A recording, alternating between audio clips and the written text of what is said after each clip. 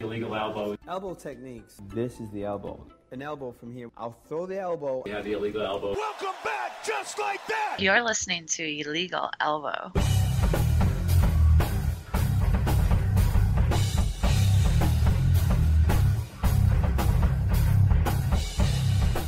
Hey, welcome to Illegal Elbow MMA and more. This is Brian from LegalElbow.com and Illegal Elbow on Twitter. And this is Dan from MMA Aftermath on Facebook and Twitter.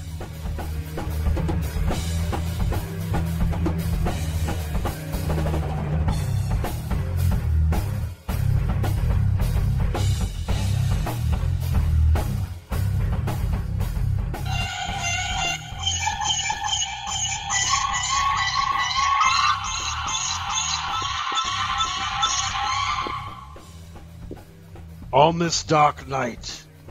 No, I'm kidding. We were going to do like a little Halloween special for you, but there you got some hacks and slashes going on in the UFC right now. And what I'm talking about is hacks and slashes, some ghoulish cuts, deep cuts. And rumors that more could be coming. Yeah, so far we got 5 of them reported as of the 17th. We have, which is yesterday, since recording this. But we got Marcus Brimage, Eddie Gordon, Marcus Brimage, Chris Clements, Chris Giagos, Matt Van Buren, and Roger Narvaez. Which, you know, I might be botching some names in there. I apologize. But, hey, those are some decent names as far as we know. So maybe they offered them guys a little too much, you know, to keep going or something. I don't know. That's probably not the case. It's just I think they've all come on a little bit of hard times.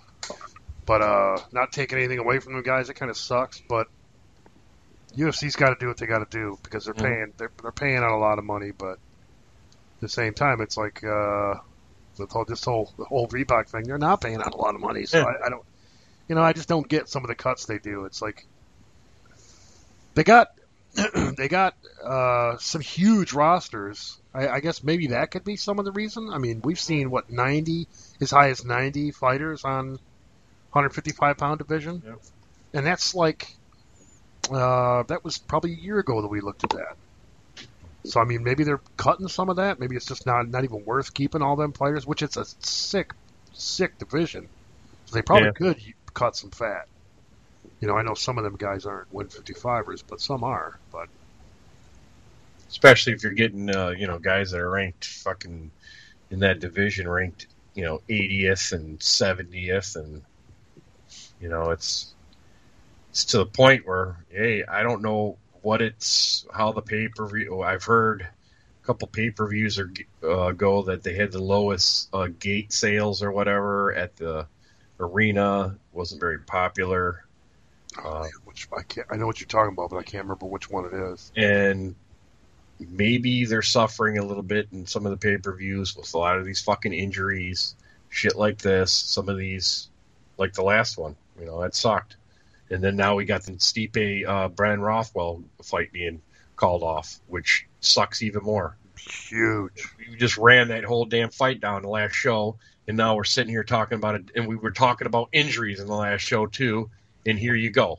Exactly. So perfect example.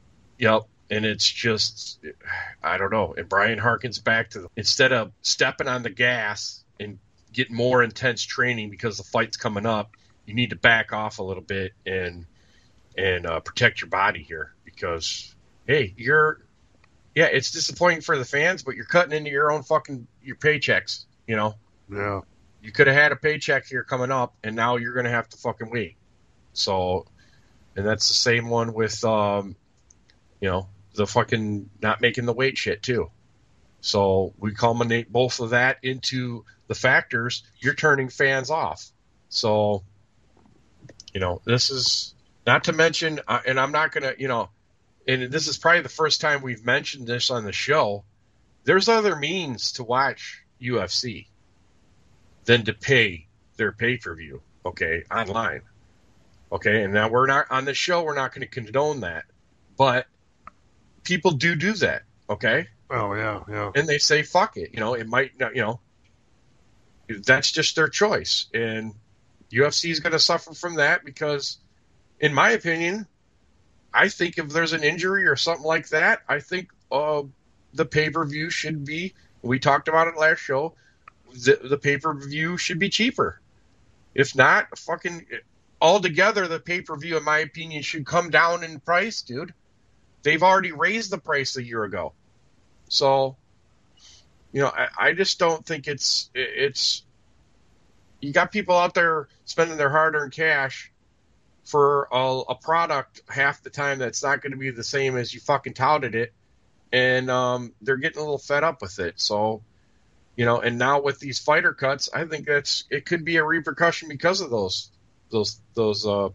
things. It's just that's a lot of fun. If they come down and we're hearing this rumors about up to 50 guys being cut, it's going to be like a mass exodus, and it's going to be like you over recruited these guys. You got to bolstered your roster beyond the means where you can't even have enough. Yeah, they oversaturated it, and now it's like these past 3 months, dude. We've went weeks without having any UFC for the simple fact is they're not going to sit there and they're not going to compete with primetime football and shit. Right. When football, if you've seen when football fucking started their first day, UFC was nowhere to be found on that fucking in that weekend because they knew they would have been squashed, and that's just how it is. And these are some fucking weird times right here because you're messing with football season, dude. So, and they're not going to get a lot of draws there either. So I don't know. This could be all a culmination of everything I've mentioned all into one. And you got your big britches. Brian mentioned the fucking Reebok deal. Reebok deal, the more we look at it, it sounds more constricting than beneficial. So I don't know moving forward, man. This could be a trimmed down UFC in another year here. Oh yeah, it could be, man. It's it's hard to forecast, hard to do a little forecast on it, but because I'm no business guy, you know what I mean? So yeah, but we're just commenting on what we're seeing from the surface. So it's like yeah, it's like they're getting great new fighters, and they're probably making room for Dana's show, because Dana already found Sage, and Sage like bam, right. I mean, it's like as soon as he found the kid, bam, you're on the next card, He might be like another that, but bring him up like another fucking Conor McGregor out of nowhere, Well, plus, how the people sometimes refer to him as Pretty Boy, which Dana did before seeing him fight. Like, what's this Pretty Boy going to do over here, and then he got fooled, But what a lot of people don't know is Sage Northcutt is on the age range of being a 19-year-old that can bring in a whole nother fan base, millennial fan base, the millennials, dude. The kids that were born in 2000 and up. Right. So that is a whole nother. That's kind of like what fucking Belfort did when he was young. He brought in some youngsters to watch this young kid, man. He's got the look, dude. This guy right here. If they bring him up, not maybe bring him up to where they don't overwhelm him or throw him in any kind of fires. This guy could be a fucking moneymaker, dude. A superstar. Yeah, big time. Yep. Big time. And they were commenting. I was saying, but they were commenting how he kind of looks like a pretty boy, whatever. They were calling him Sage Van Zandt, Yeah. which I thought was kind of funny. But they kind of both have that pretty look to them. You know what I mean? Whatever. You know what I mean? But you're not going to get that kind of those same people that are joking around. I'm not going to say they're haters. They're just joking around. But I think they know as well as we do. This guy has a fucking shitload of potential right now, and like I said, he has the look to where he can get the fan base, the girls even. He might, get the little giddy girls, young girls. This is money for Dana, dude. This is money, dude, right here. Fucking promoting this dude. So yeah. And I mean, a little side note I want to throw at the whole Sage Northcutt thing. Recently, I was listening to MMA Junkie. No, not only that, man, MMA Junkie, but on Kevin Lee's Twitter, he wrote that, the rich white boy gets everything. He makes it kind of a oh, the rich white boy, the privileged white kid gets it, the rich white boy, and I'm thinking, first thing I was thinking, okay, well, that's a dick-headed comment, and it's like, if anybody were to say the reverse, all kinds of people will be coming out of the woodwork. All kinds of people will be coming out of the woodwork saying racism. So this guy has no place saying words like that. It just straight pisses me off when people. It's okay for people to say shit like that, but the flip side, no, it's not okay. Double standard like a motherfucker. Yeah, and I mean, he was on the MMA Junkie show saying, well, who knows? I don't really know the kid, but I just don't like him. How could you say you don't like somebody when you don't know him? I mean, you're making yourself sound like a real idiot. And a hater, and a fucking jealous hater. Yeah, total jealousy is what it is. It has nothing to do with the kid's color, where the kid comes from. It's total jealousy. Yeah, and if he smacked back and said you're an underprivileged whatever kid, he's coming back at you with major fucking sarcasm, dude. Okay? So like you said, you're not going to call it fucking racism, and like you said, and you make a comment overprivileged rich kid, you're fucking you're basically being like a bigot or whatever, and you took the first shot, dude. Yeah. You took the first fucking shot. He shot back. What do you just want to sit? He's going to sit there and take it. What's that? What did he say? He fucking came on the guy you're talking about, Sage, or no, the guy that fucking went after him and said that he was gonna. It was some black dude came after him and said fucking Sage is going to be I'm going to put him out and he's going to be a nobody or whatever. Oh right, Kevin Lee, yeah. Yeah, and I think he tweeted, I think it was him that tweeted, he's an over fucking privileged white kid that lives in the fucking whatchamacallit, suburbs or whatever. And fucking Sage Northcutt came back and said, well, you're a fucking underprivileged black dude that lives in the fucking ghetto. So, and then people get on fucking Twitter and say that's fucking racist of fucking Sage Northcutt. Well, guess what? It's a double standard. Is that what Sage Northcutt said?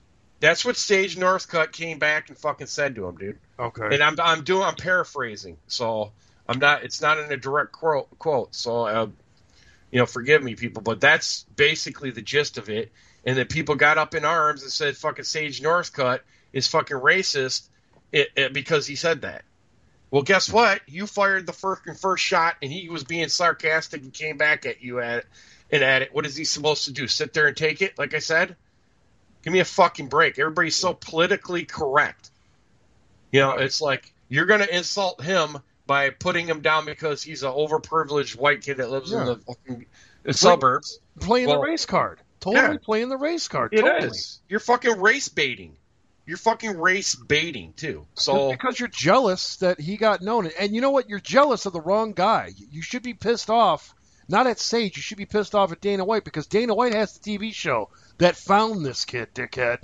So that's who you should be pissed off at, your boss. So go talk to your boss about it instead of making racial slurs and shit like that towards Sage. It doesn't make any sense to me. It's like, and on the show he talks about, oh, well, I can respect that. And then like flip side, a minute later, he's going on the same shit. Well, you don't respect that. No, I can respect this and I can respect that. Listen to the show, people. It's MMA Junkie. It was on a couple days ago. It's Kevin Lee on MMA Junkie. He doesn't show anybody any respect, and he brought race into it too. So I mean, and I'm talking about he brought race in it as much. I don't really care, but the fact that I do care about it is the fact that in like mainstream media, this should be headline news. Yeah. It should be headline news, but it's not because it's not. It's when it flips. That's why it got so big on his backlash and his return comment because everybody's so fucking politically correct.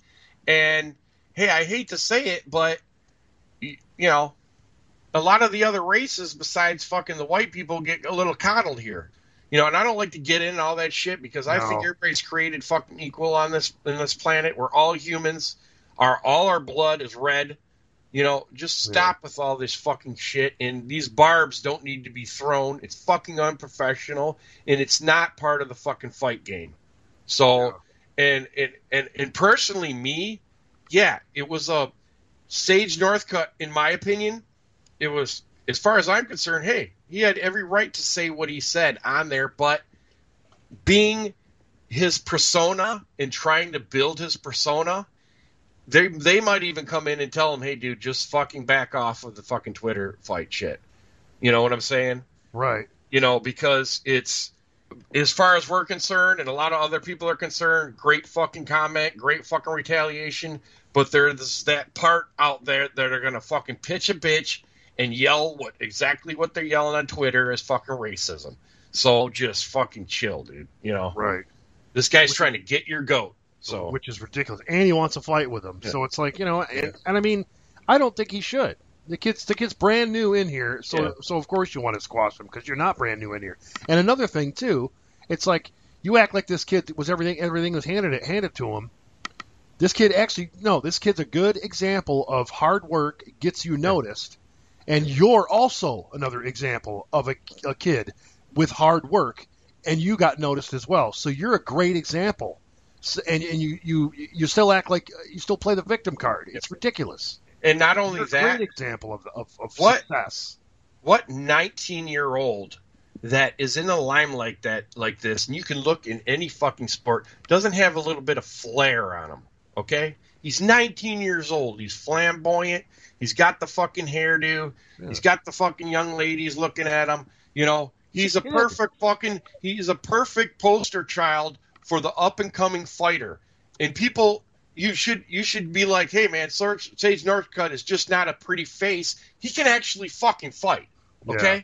So you need to realize that in my opinion, Sage Northcutt, we're going to be talking about Sage Northcutt 10 years from now. So I just think he's got the length, he's got the fucking ability, the quickness, and he's got all facets from what I see. Yeah, it's a lower tier what he's fighting in, but we got a guy that can fucking build. Yeah. He gets in the right camp, he gets the right coach in his ear, we can see this guy really fucking progress, man. Well, he's got some great coaches in his ear because he trains with TriStar, which is also GSP. So announcing GSP coming back and all that stuff, I mean, there you go. I mean, he's getting into that with a great camp. I believe Rory McDonald's also over there. I mean, talk about guys with tons of reach that could benefit from each other. So, I mean, it's awesome. And, I mean, yeah, it's a bit of a session where I'm kind of a little ticked at Kevin Lee's comments. I got tremendous respect for Kevin Lee. You know what I mean? He's a great fighter himself, but playing the cards he did and the words that he chose, you know, and he said constantly, "Oh, I just say dumb shit." Well, you know, a lot of people got a lot of media looking at him for saying dumb shit. So choose your words, man. I mean, what the heck? I mean, come on. Flip your words around if they were on the other side. I mean, look at it that way. I mean, basically playing the whole victim thing here. Mm-hmm. Like you got passed up for him, basically. And wasn't the case at all. You're a great example of success. Mm-hmm. Why are you shitting on this kid's road? Because Dana's the one that found him. When you're this low on the totem pole, dude, there's all avenues of success that you can climb the ladder. Right. Well, plus he got into UFC because of his talents. I mean, that's a huge success. He got into the biggest promotion in the world. That's huge. Kevin Lee shouldn't be fucking bitching about somebody else's success because he's got his own. Especially when fucking Dana comes out and announces beforehand, I have this video show vlog that I'm doing every so often, and I'm going out, Dana looking for a fight. He's going out looking for local talent that he's signing to the UFC. And guess what? Sage Northcutt happened to be that guy that impressed Dana White when he was sitting in the front row watching him. Yeah. He's not cutting anybody's throat. He's not fucking moving somebody back down the ladder and kicking him out the door. He's fucking entering a new guy into the fold. Okay? That's it. Yeah. That's it. That's it. He's fought another guy that has no meaning at all. He's just a fucking fight coming into the UFC just to get him warmed up. He's going to come up to bring him up slowly. Shut the fuck up, homeboy. Don't worry about him. It has nothing to do with you. And like Brian said, you play the fucking victim. It has nothing to do with you. There's so many avenues to climb the ladder. Fucking pick your ladder, dude. Shut the fuck up. Really? But anyway, man, I said we take a quick break, man. We can get back to some and A little bit more GSP, you were talking about GSP. We're going to get back to GSP. He says he's getting the itch, so he's getting the feeling. So, hell yeah.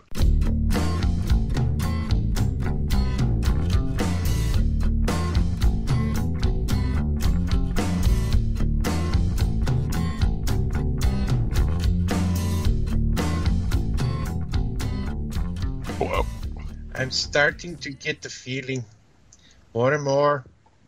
Coming back, I watch the fights. I see what's going on in my division. I'm staying in shape. Yeah, I'm trying to do a GSP voice. I'm very impressed with my performance and training. No, it's like a knife that I have to keep sharp just in case I ever decide to jump back in the mix. It's not for sure. It won't happen in 2015, but I'm not sure yet. So he's not, he's getting the itch, GSP, but it's not, a definite where he's going to say he's returning and then we have a big old press conference or it's big, huge news. It's just, he said this before, Yeah, he's getting the itch. Yeah, he's never ruled it out, and, he's keeping people in limbo. I think he's just waiting for the right time where the right guy's up there and the right mix where he can come back in. And I don't even, it's kind of like a John Jones situation. I think he'd come back in to give him a warm-up match, Yeah, they should, you know what I mean? Because he gave away the belt, so, and being that he hasn't been in so long, even on a list like mine, like the heavyweight list, if him being out so long, it's like, no, he's going to go way down in the ranks, you know what I mean? Because he's so inactive. So that makes a shit ton of sense. Coming back in, it's like, yeah, I would give him a 15, yeah. Because the game has gotten better. I don't care what anybody says, man. I mean, maybe not even just since he's been gone. There's been guys that are a lot more multifaceted, in that top 10, just outside it too. A lot more multifaceted guys that could pose a problem. It's like a John Jones. The UFC is going to look long and hard and give him somebody that he's going to fucking, I hate to say it, but he's going to dominate coming back. It's going to make him look real good, and people are going to be like, same with Bones Jones, same with GSP. He's looking real good, and we can't wait till his next fight. He's back. He's back. Yeah, he's back. Holy shit, man. He just took him out in 30, some guy that, like you said, 15 to 10, 10 to 15 maybe. 10 is probably a little bit too high. But somebody that they know that GSP is going to come back in and is going to utterly fucking annihilate him. If not annihilate him, just get back in the ring and do his thing. Do the GSP thing. Yeah, so, point fight him to death, man. Yeah. So good news. I mean, if it comes to fruition, it's great news, man. Really. So yeah, it is. It is. And then on the other hand, here we had a little bit of video, and you've heard the rebuttal from a TJ Dillashaw with Uriah Faber coming on AXS TV and giving his side of the view. And he kind of, from what I heard of it, I just caught the beginning. He kind of talked to a Dillashaw in front of the guys and said, what's going on here? And Dillashaw's I was offered some money to go fight over here, and I turned him down. And then a couple of days later, they were all at the table eating dinner, and he said, hey, I'm paraphrasing right here, but saying, hey, I've accepted to go, or I'm going over to fight in Colorado. And then Uriah Faber is kind of like, well, he's gone over and fought in Colorado before. But then he goes, hey, I'm going over there to, switch camps, basically. And, what Uriah Faber was saying, and some of the guys are saying that, what's the guy, Ludwig? Yeah, but Dwayne, yeah. Yeah, he's not exactly associated with the new Colorado Elevation camp, but he's right down the road, I guess. He's really close. Yeah, so he's gonna going on, yeah.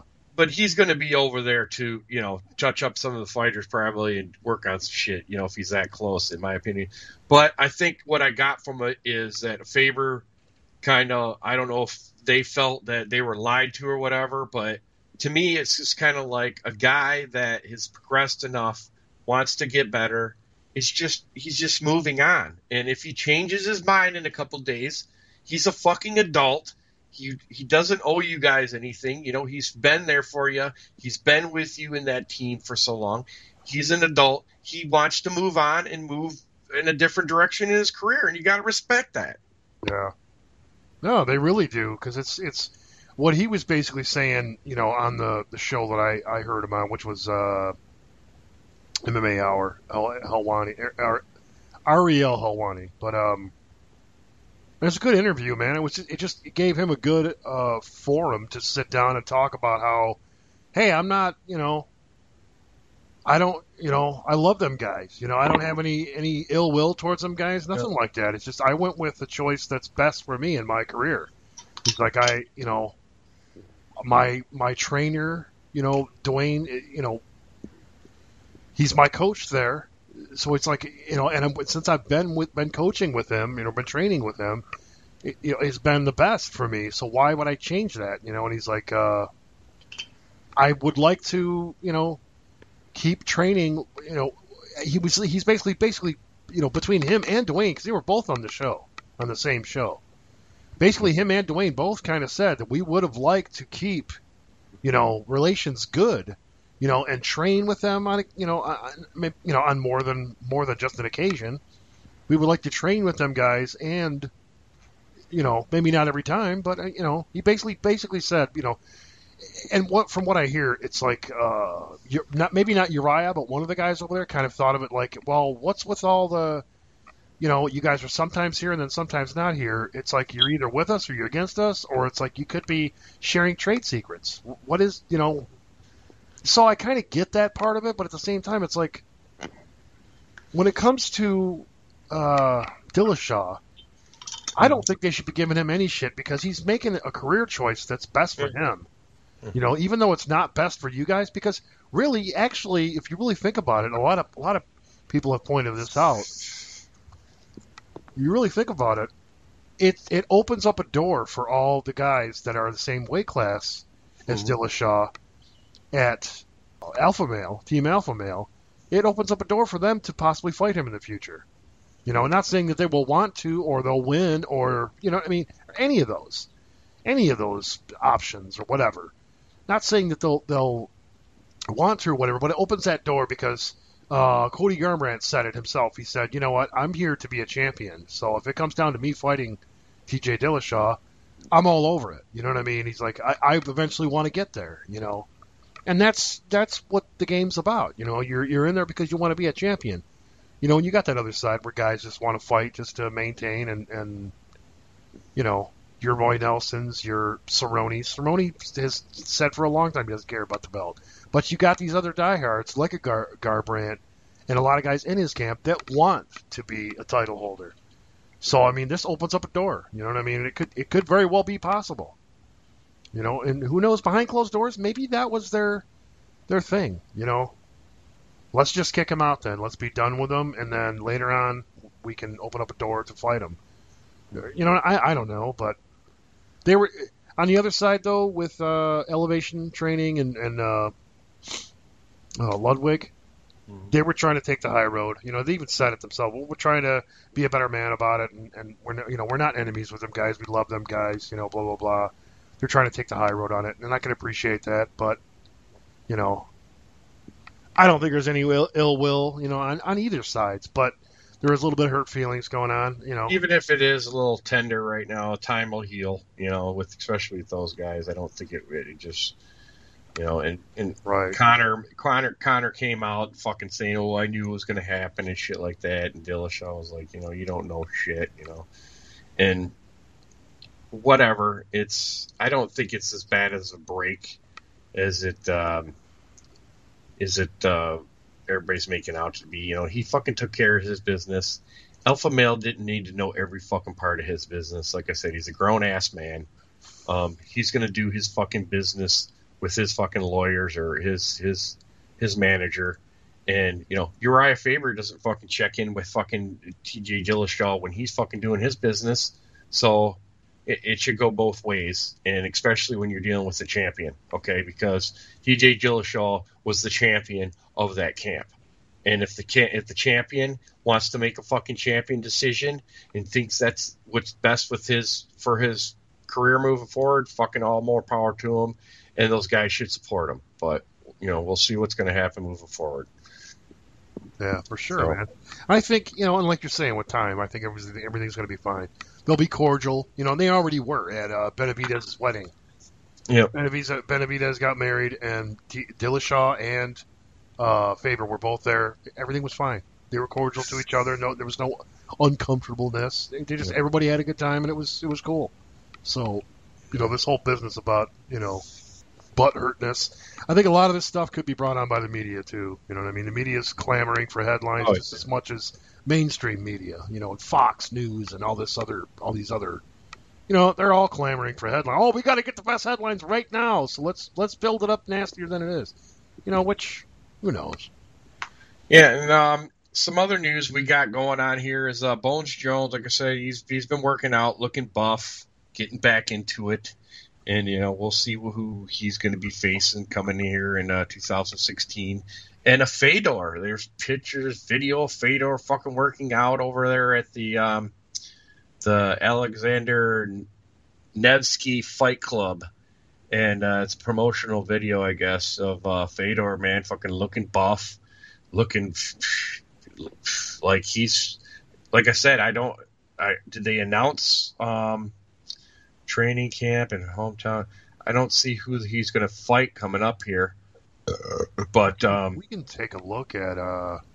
Yeah, I think he's coming back into heavyweight. So, well, there is a card that, and it's over in Japan too, so it could be any weight class. You know what I mean? His last guy that he fought, I think, before his retirement, the dude was like 2 weight classes below him, I believe, like Ishii or something. Like I don't know if that's absolutely the last guy, but I believe it is.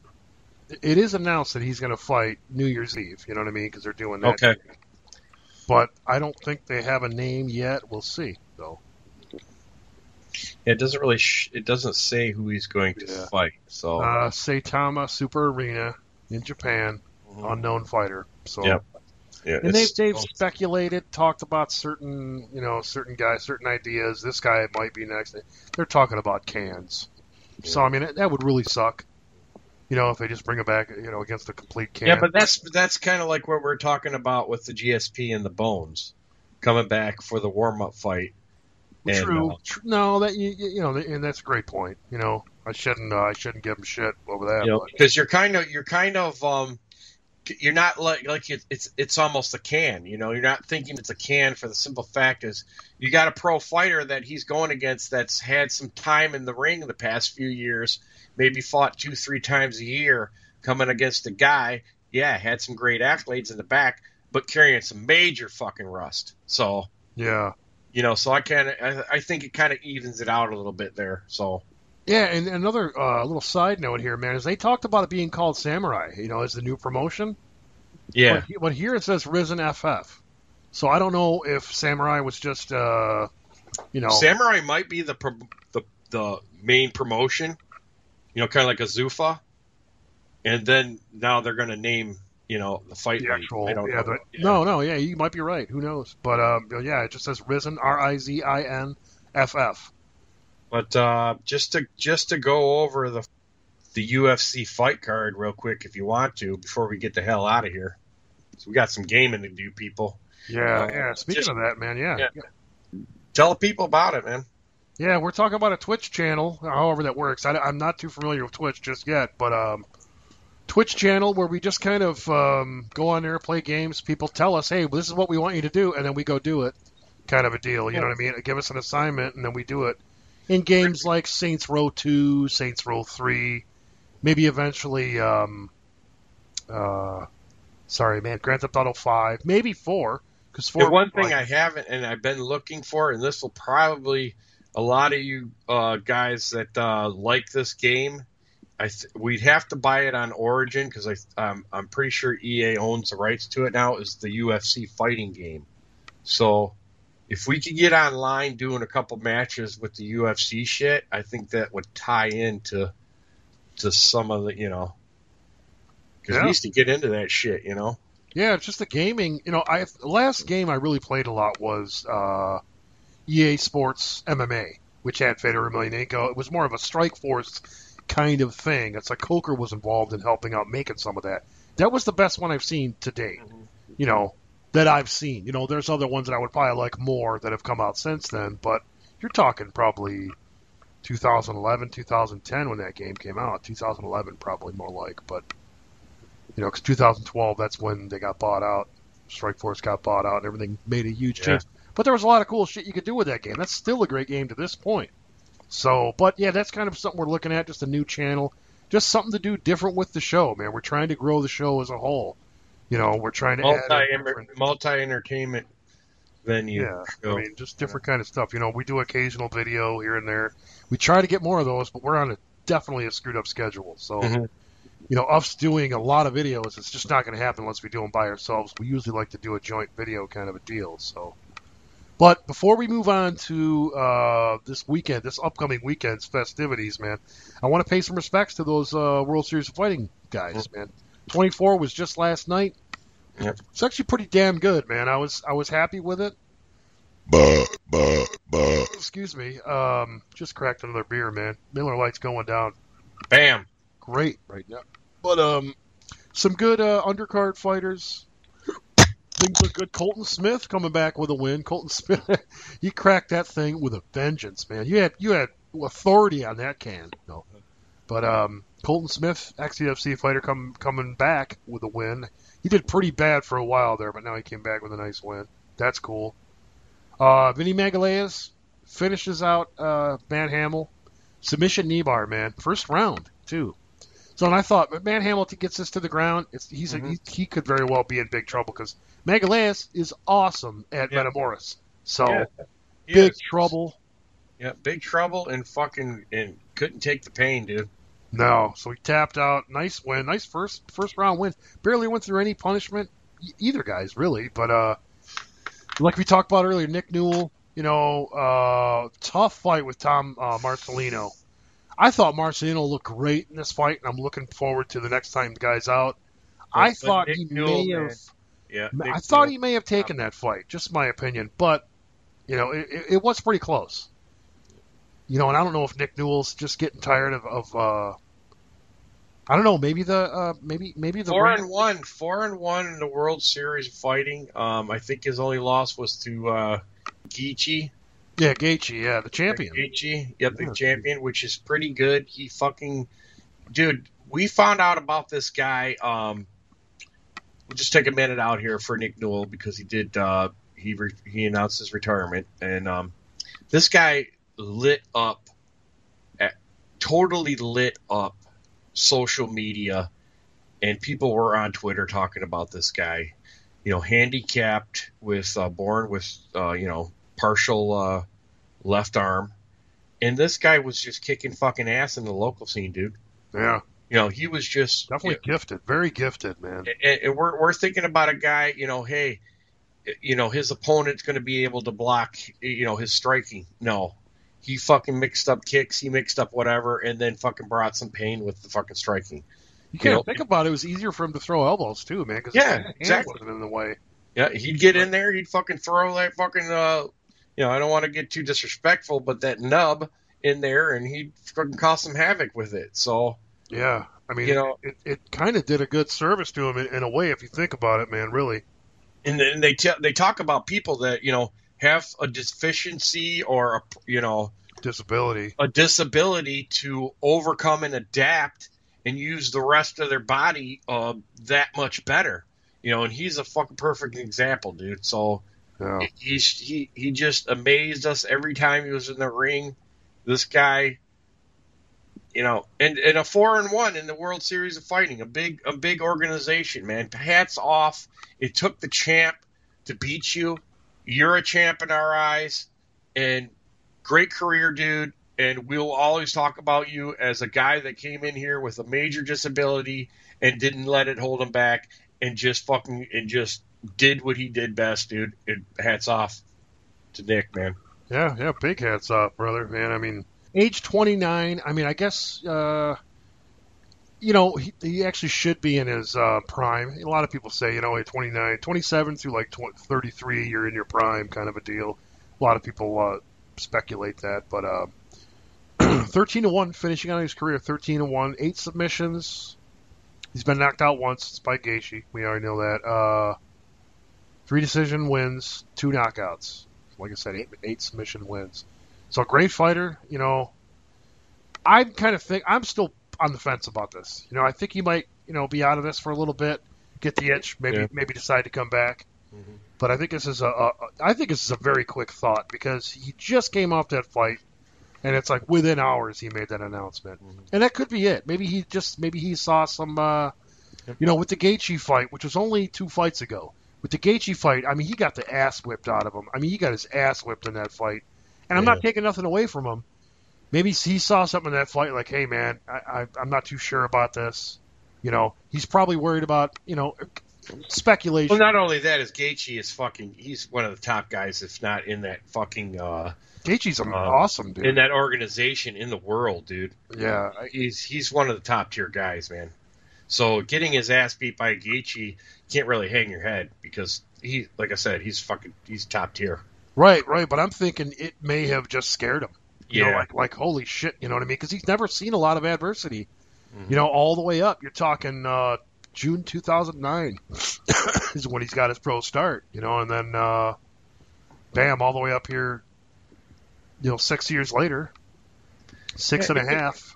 It could be a number of things too, like you said, he could have some fear about moving forward. Head trauma. He could be worried about head trauma, Head trauma. He could be worrying about fucking financial situations too. He could have got another fucking job offer. We don't know. So many facets of the game. Some guys fucking take a little bit off and soul search. Right. Maybe like a GSP's doing right now, a little soul searching, and just getting out of fucking fighting altogether and just enjoying your family, so. Right. He's made a good name for himself. Now he could use that to train other people, stuff like that. He could live a life doing that, you know what I mean? And that's great. He's got a means to make money doing it. So, but hats off to Nick Newell moving forward. We wish you all the best, brother. Yeah, definite warrior. Just to touch on it because, like I said, we want to get out of here. We want to do some gaming here.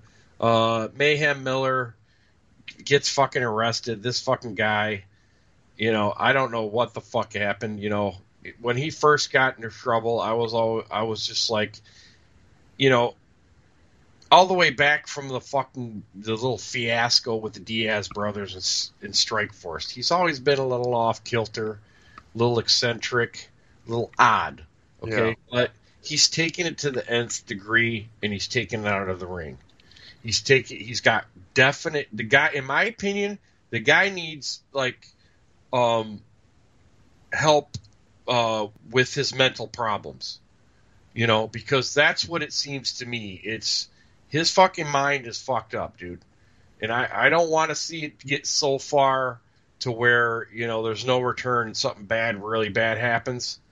This is kind of where you put all the fucking fighting and everything else aside, and you kind of hope for the best for the guy, Yeah. I mean, he's had a long career, and it kind of really started going downhill. Going downhill when he pretty much got his stint in UFC. Strikeforce and UFC. Strikeforce he got owned in that last fight too, man. I forget who it was from, but he got his ass fucking beat. He got beat up on the Bisping fight. I know that was one of the last. Yeah. I think that's the one I'm thinking about, man. Bisping totally just throttled him, dude. Yeah, and I think he just totally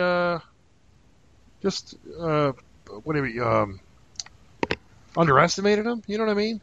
And Bisping's not a joke. I mean, you can't just go in there underestimating him and it's, I don't know. I think he wants it to be in his heart. I just don't think the fight game's in his heart anymore. Which proof. He hasn't been fighting for a long time now. Yeah, no, my opinion, I don't even think of a fighter when I think of Mayhem. Right? No. I think of him as just, like I said, getting help as a person. I don't know if he's come to terms with not ever being able to fight again. Maybe I in think some that does. sideshow fucking situation, but Right. I think that does bother him, though. I think so.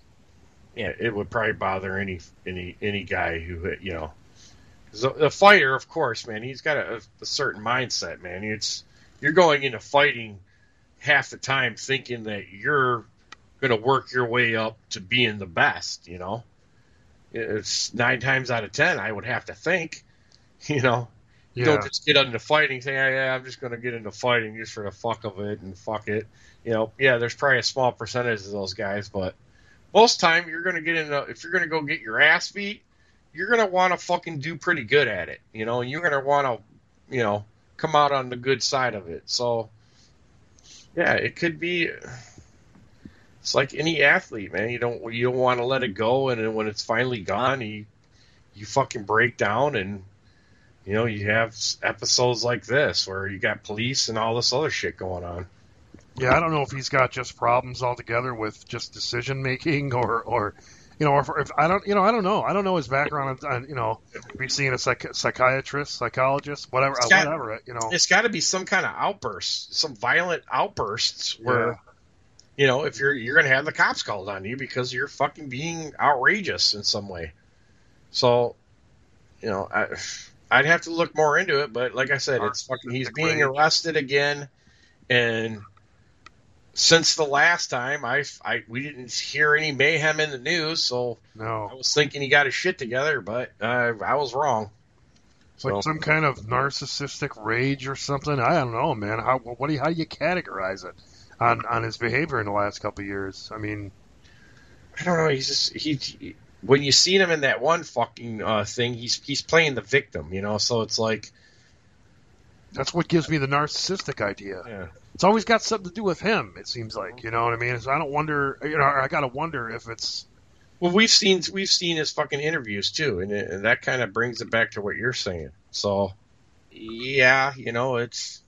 When you can't feed that fucking me, everybody's looking at me, you might act out. So, I think that's a good way to, a good avenue to look into it, I guess. But and by no means we're trying to be psychologists here, dude. But no, to the people, we're just looking at his background and what we've seen him because he's been in the limelight for a little bit now. So, yeah. And he's never had these problems because he's done well. Yes. And he's had a lot of eyes on him. But now he doesn't have eyes on him, you're seeing these outbursts. You know what I mean? So I think that's why that's what makes me lean towards that as well. You know what I mean? He's definitely got some. Seen countless, not even fighters, countless athletes go down the same fucking path, dude. Once stardom fades, they go down a dark fucking path. And it could be fucking crime. It could be like acting out like he's doing. It could be drugs. So I just hope like we said in the beginning, we just hope he gets help. Really, I hope he does, man. I really liked the guy. I liked him throughout his fighting career. I thought he was always a good interesting interview. You know what I mean? But I would like it to be like Head. When Head from Korn went to a fucking meth addict. If you guys don't know what I'm talking about, the fucking lead guitarist of Korn. Yeah. Success, beyond success, went down a dark path with all the touring, became addicted onto drugs. One drug became another drug. Meth, he couldn't play unless he had meth and this and that. And then finally he just it took him to find faith to get him out of the doldrums, dude, and get him back with his original band, which even his bandmates came to grips with. I don't want to fucking sidetrack on that, but what I'm trying to make the point is I want to see Mayhem Miller in maybe in a year be like a Head from Korn when he's given an interview saying, hey, man, I fucking basically looked in the mirror and said I had to make a choice and I had to make a change. You know what I'm saying? So, that's the inspiration I get from that. And a guy like Mayhem, we've heard him on his good times, man. He's a good guy. So we wish him the best. You know. Yeah, for sure, man. But moving on, bro. UFC coming up this weekend. Let's do a quick rundown. We've done it a couple times before. People, due to time constraints, we're not going to run down any of the early prelims.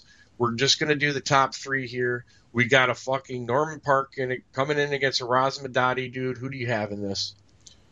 I'm going to say, man, this is a really tough call, man, because I haven't seen Razmadati in a while. I think he's just recently made a comeback, I think. I could be wrong about this, but I'm taking a quick look here.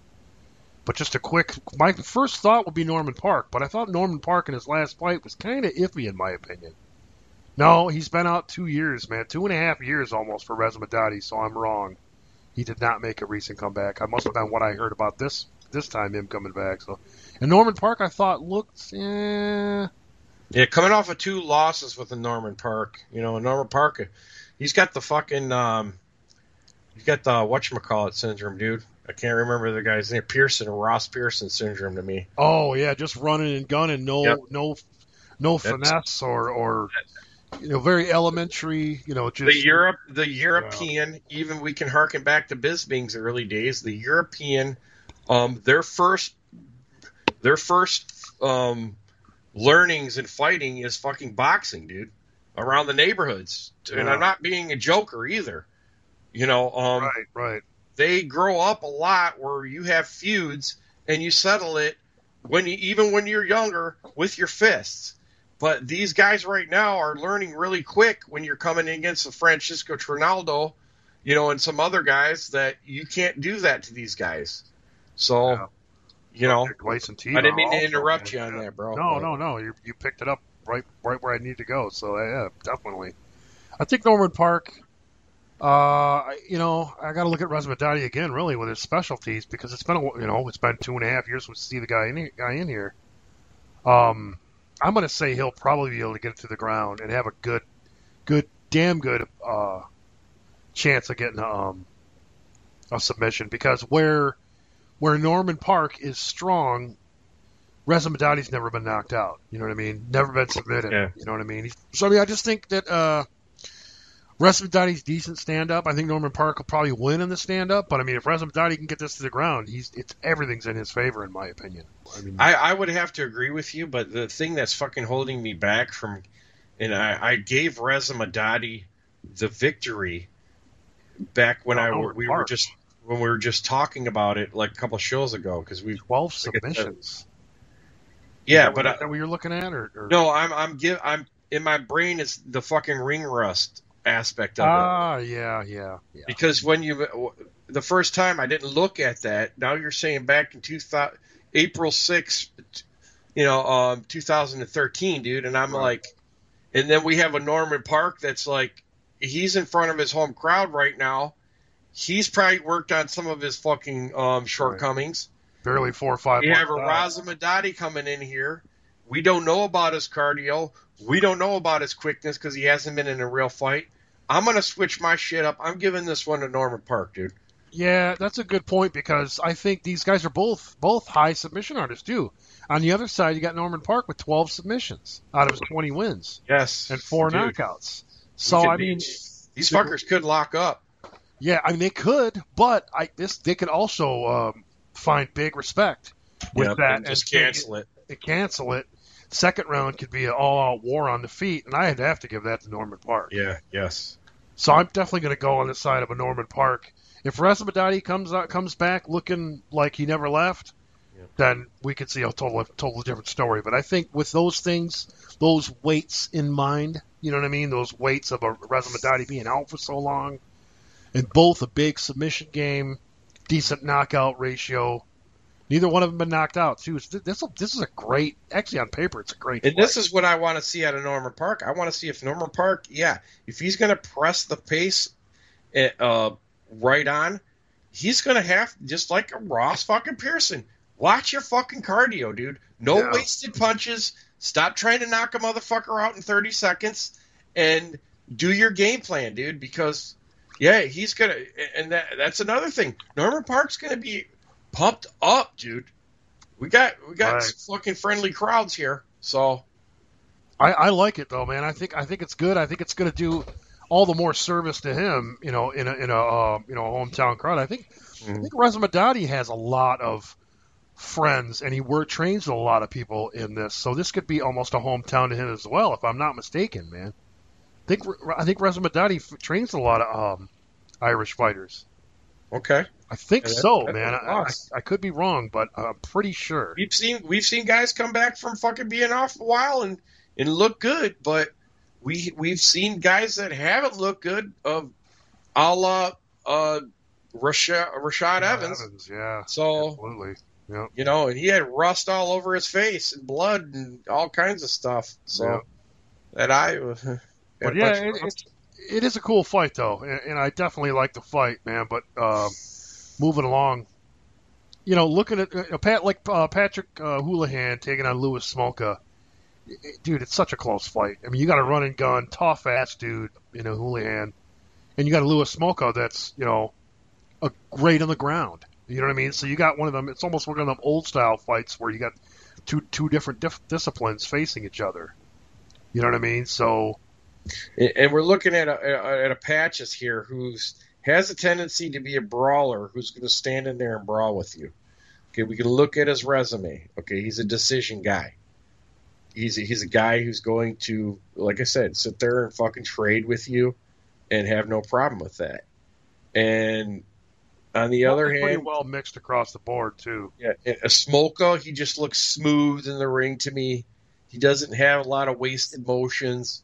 He's an up and coming guy that I think Patty needs to fucking watch out here, dude. You don't need to get overexcited, because I think a Smolka, he hasn't laid out any submissions yet, but from what I seen in his last fight, he looked pretty damn good against Neil Seery. So I got Smolka in this one, dude. Yeah, I'm gonna have to go with Smolka too, because just based on past fights and just the guy, like you said, smooth. The guy looks smooth. He looks like a very well-knowledged guy in there, which I think on the other side, Patches, to me, which we call him Patches because of freaking dodgeball people. I'm sorry. But Patches O'Houlihan, the coach of the dodgeball team. But if you haven't seen him, he's freaking hilarious. Patty has the abilities to, like I said, grind this fucker out and outpoint a Smolka if Smolka is too laid back. But and I said in the last show, Smolka reminds me of a young Ben Henderson, the way he approaches his fight, calm, cool, and collected. Yeah, you're never going to see a face change or anything like that. It's poker face time kind of deal. Right. So, and this could be another one of them ones where the ground game cancels each other out. Or it could be just a sick-ass ground game because you got two guys that are well-versed in it. Well, I actually see, believe it or not, I see Smolka working a lot of offensive things out of his guard, dude. Because I think Patty's going to be pushing it. I think he might get a Smolka down or something like that. Smolka might welcome it, too. Yeah, that's what I'm saying. And showing from like what I've seen of him on the ground, he looks great, showing some of his jits and his offensive jits from the back. So we'll see. We're going to be looking for that. I'm going to be looking for that.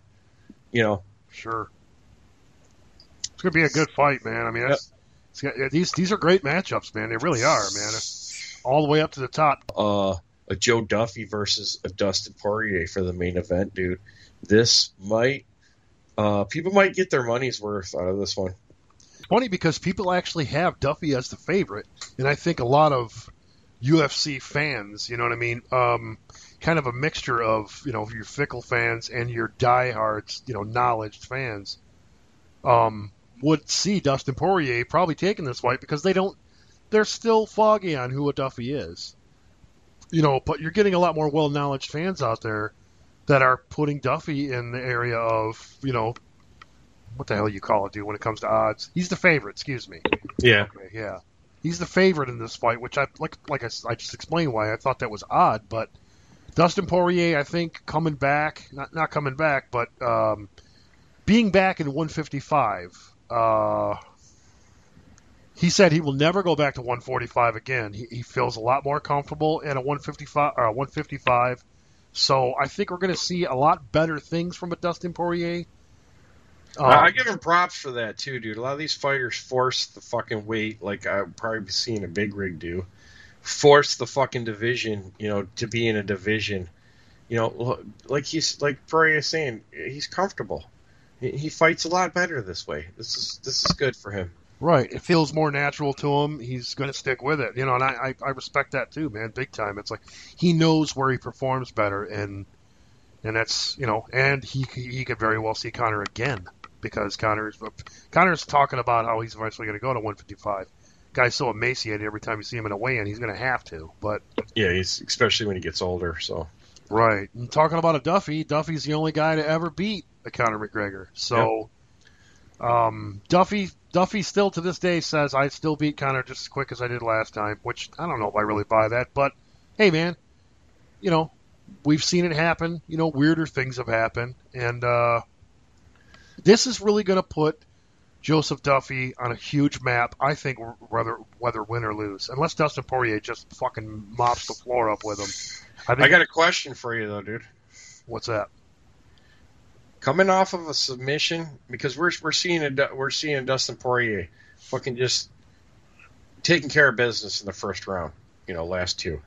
We're coming off of Joseph Duffy here, performance of the night, first round submission. Okay. Right. You see what I'm seeing here? He's looking at a fucking Dustin Poirier, watching his highlights, seeing what a fucking Dustin Poirier has just done, and then looking at what he just did. Could we see a fucking Joe Duffy try to take this bitch to the ground? Yeah, no, I could very well see it happening. But Duffy also, in his last two fights before that, was also doing two knockout wins.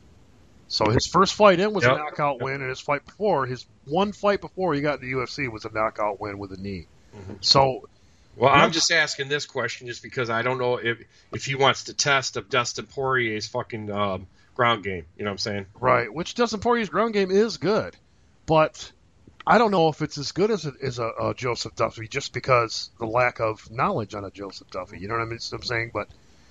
But the proof's in the pudding. I mean, we've seen what he's done coming in here. Jake Lindsay, Ivan Jorge. I would think, trying to get to your question here, I would think that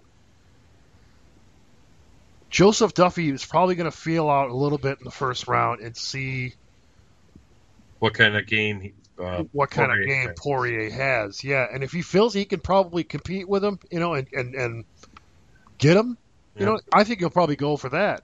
But if it starts seeming like Dustin Poirier's got a big game and a stand-up, he may look for the takedown opening.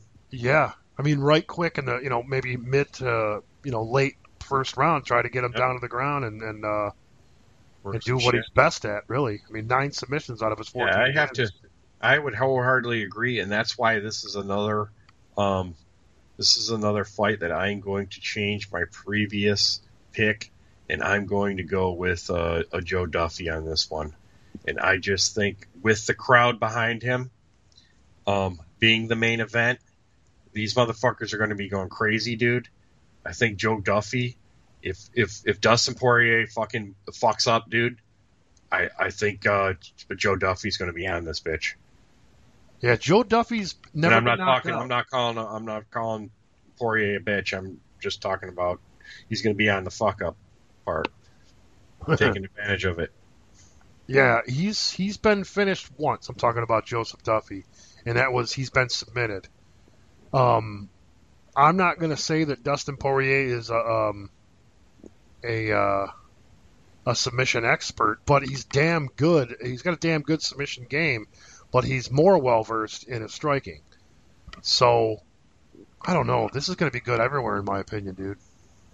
I would say Duffy's going to be a little bit better on the ground, but it's like, who knows? Who knows what Dustin Poirier's been doing? Dustin Poirier could be training wholeheartedly to combat a Joseph Duffy on the ground. He could have been training fully for that. Who knows? But I'm guessing he's going to come out with just ass whipping striking, But I'm really having a hard time with a pick, to be honest with you, dude, because I like Dustin Poirier a lot. And in this fight right here, if any of the fighters, if the crowd's going to go crazy and be behind, it's going to be for this one. It's the main event, dude. Oh, Okay? yeah. No, it's Joseph Duffy not only beating crowd, the fucking man. Dustin Poirier, but moving himself up the fucking division, dude, and getting himself closer to being a contender. Really. Yeah. So this is a gatekeeper match, really. I mean, this is a gatekeeper match into top 15, top 10. You know what I mean? Exactly. I believe Dustin Poirier is close, because I know he's just coming back to 155. So I don't know where he places coming back to that. I don't know. So this is a Joseph Duffy prop, like you're saying, maybe cracking a fucking top 10 situation. So it could be, man. Could be making a big move. And like I said, for any fighter that's fighting on that night in the hometown of Ireland, they are going to be going crazy for Joseph Duffy, and I think he's going to be feeding off that dude. So based off the last couple, I'm sorry, dude. No, go for it. I'm just saying, I give it to Joseph Duffy. I think a second round knockout. I'm gonna say, based off the last few fights I've seen from Joseph Duffy, which we're only a couple fights into the UFC, so, but they've been damn impressive. I'm gonna pick a Joseph Duffy, but it's like, man, it's really weighing the scales fairly close for me. Because this is Dustin Poirier's natural weight class. This is where the guy should be, and his last two fights are knockout wins. You know what I mean? But weighing the same on a Joseph Duffy, his last two, first in the UFC and first before the UFC, were knockout wins as well. And his striking looked awesome in his recent fight. So, I mean, I'm going to have to weigh, man, it's very slightly. I'm talking like 55 to 45. For a Joseph Duffy, maybe a 60-40. But, and this will really show Dustin Poirier. Dustin Poirier takes this fight. This is almost, to me, it's like, who's going to meet Conor McGregor when he comes up in weight? Because, it's not going to be their next fight. But one of these guys is going to meet Conor McGregor when he comes up at 155. And quite possibly, we could be seeing Joseph Duffy, Conor McGregor 2 in, I'm going to say, mid to late 2016. Probably late 2016. Being that a lot of these guys want to take time off once they get the belt and all that shit. Bask in the glory and all that. But I think it's going to be a really good fight. And Dustin Poirier has a lot of reasons to fucking win this fight. He cannot lose this fight, in my opinion.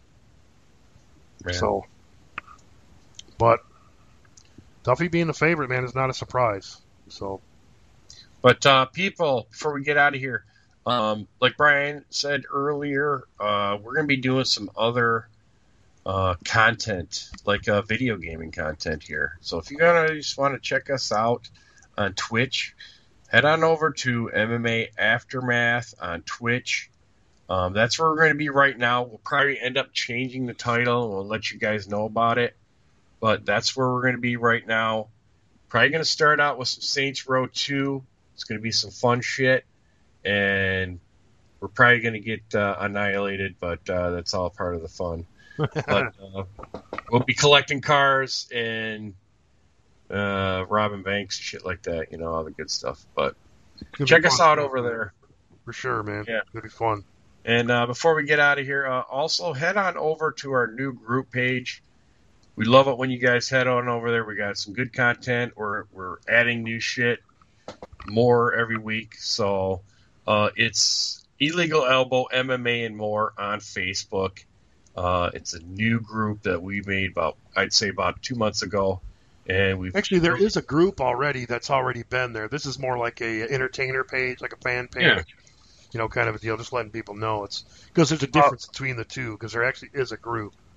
Yeah. So when we're talking about, it actually is the, like entertainer page, kind of fan page. Oh, yeah. So click over there and like it, man, because it's not something where we can add you to the group or anything like that. Yeah. It's just to either like it and check out the news and get all the latest news. Like it, share it, Yeah. Oh, yeah. We appreciate it. But we're getting out of here, people. Steadfast. And a God beer.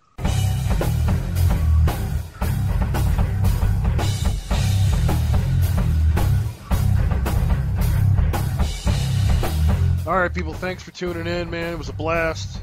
Don't forget to check us out, MMA Aftermath on Facebook, MMA Aftermath on Twitter, also Illegal Elbow on Twitter. And head on over to illegaelbow.com. Check out the top 20 heavyweight list and the heavyweight forecast and all the extras and new stuff that Brian's been putting on. That's illegaelbow.com, people.